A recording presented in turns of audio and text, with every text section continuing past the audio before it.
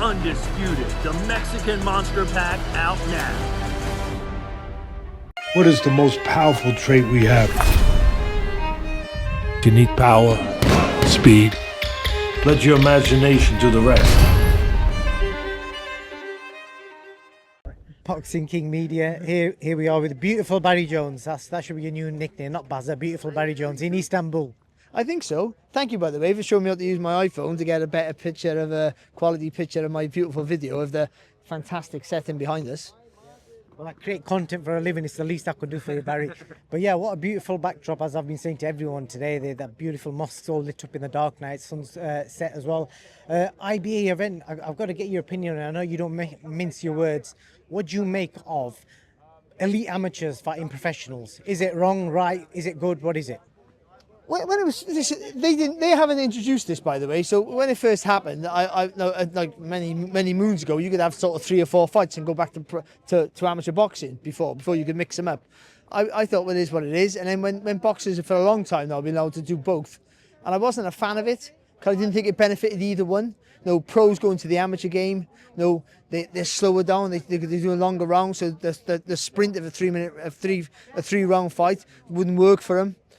And also, and then for amateurs going into the professional game too green, they haven't not sitting on the punches, and they haven't got the physical strength, all those sort of things. But now it's more of a evened out a little bit, so I'm not against it anymore. I got to be honest. So as long as again, we're in a new era of boxing now, where fantasies become reality, anything's possible. Good fights are good fights, and I think that's all we got. And I would say tomorrow night, the top of the bill, Jazza Dickens versus Batagaziev is a wicked fight. That's probably one of the best lines I've heard in recent times. We're living in because I was telling a few people earlier today, we're living in a crazy time to be a boxing fan, a boxer, somebody working in boxing, and you just summed it up. Fantasies are becoming realities. You should need to trademark that. No, that's it. I've said it a few times actually. Yeah. Have you? I haven't heard that. I know my other saying is, I say it's the boxers when they talk about being biased. I'm not a boxers fan. I'm a boxing fan. That's a bit. And then when you think of it that way, I'm not a fan. Like, I love boxers. Like Bam Rodriguez, my favorite fighter. So much that I think I'm going to Texas to watch him rather than do Dubai Usyk. Yeah. That's fangirl, that, isn't it? That was my choice. I mean, Dubai Usyk's a great fight, by the way. I'm going to miss it, but I mean, Bam is such a beautiful fighter to watch that the thought of not being ringside of one of his performances is just, for me, and I think am I a boxing geek? I don't know, but I mean, for me, it's too much to bear. Yeah. And for clarity, beautiful fighter, not beautiful to watch. As in, like, you're talking about his skills, not him as a... No, everything. As a human being to look at. He is poetry in motion, I would say that. This is always Alexander Usyk, and Dubai is massively improved. That's a great fight. But go back to this show, I'm all for it. And even with now we're having like pop stars, singing on bills and stuff, in between fights and stuff like that. We have all sorts going on now. Circus acts, all people are trying new things. Mixing bare knuckle with, I've never watched a bare knuckle fight live ever. So watching one of those live mixed up with the boxing will be intriguing, I would say, to be honest. But the whole setting, the people they've got out to sort of try and promote it to put a limelight on it, they've got some fantastic fighters on their roster. So if we can integrate everyone into one pot, that's ultimately in boxing.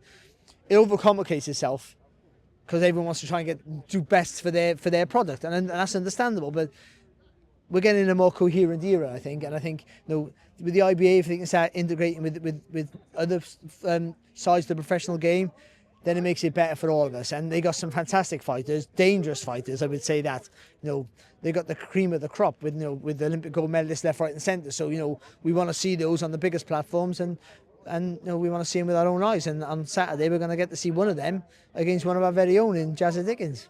Indeed, shout out Jazza, a lovely bloke, and I hope he pulls off the upset because he's the underdog. And shout out Umar Kremlov. I hope I said his name right, because we've seen Turkey Al-Sheikh doing big things in boxing. It's good to have another player in the game because it just creates more work and more. We get flown out to events like this.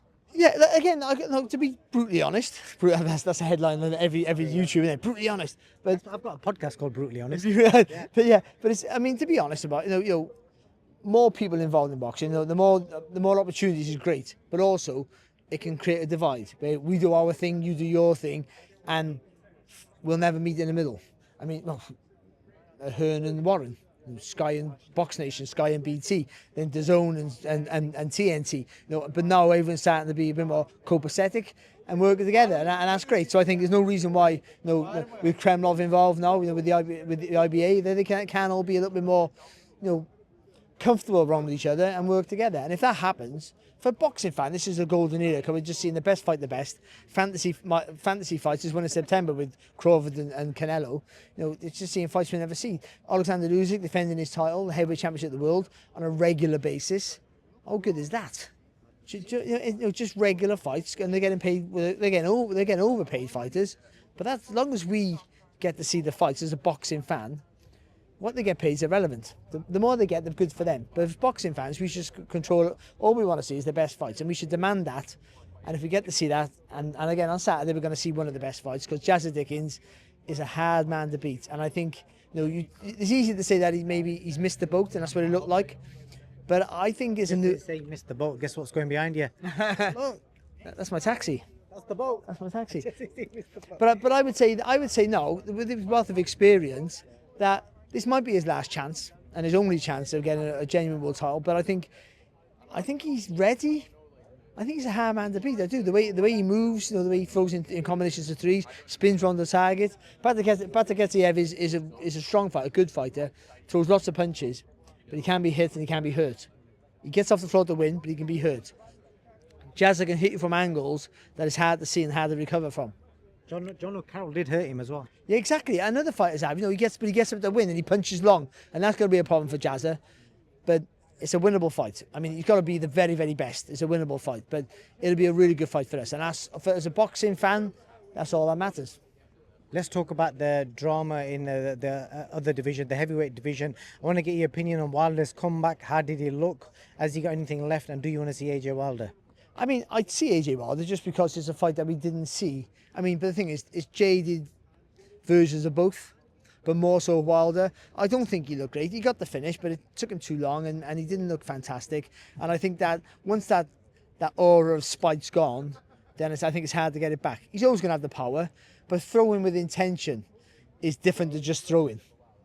Can I ask your opinion, obviously your expert opinion from the power side of things? The Wilder, I've heard this term, the power's the last thing to go.